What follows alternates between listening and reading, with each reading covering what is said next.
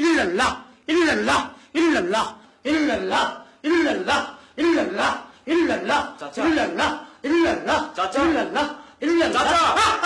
তুমি আমার জজবাই ইশক নষ্ট করে দিলা।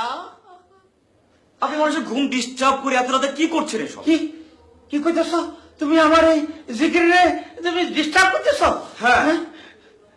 আপনি কি জানেন আল্লাহ কোরআনে জিকির সম্পর্কে কি বলেছেন? কি কইছি? কিভাবে জিকির করতে বলেছেন শুনুন।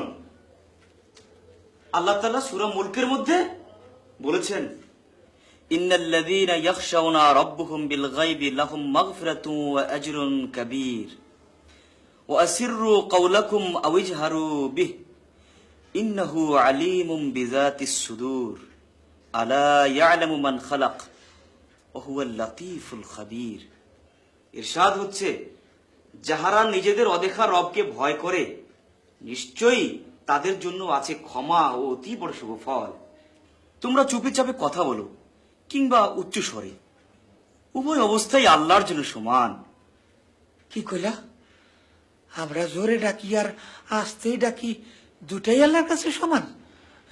তিনি তো মনের গোপন অবস্থা পর্যন্ত জানেন। তিনি কি জানিবেন না যিনি সৃষ্টি করিয়াছেন? অথচ তিনি অতি সূক্ষ্মদর্শী ও সুবিজ্ঞ। আর আপনি জোরে জোরে মানুষের ডিস্টার্ব করে জিকির করছেন। বাবারে আমি একটা কথা কই, আমি তো কোরআন পড়তে জানি না।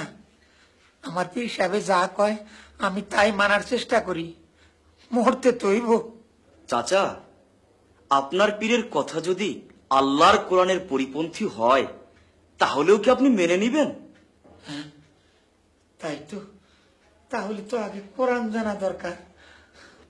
চাচা, কোরআন পড়া, কোরআন জানা এবং কোরআন মানা প্রত্যেক মুসলমানের জন্যই ফরজ।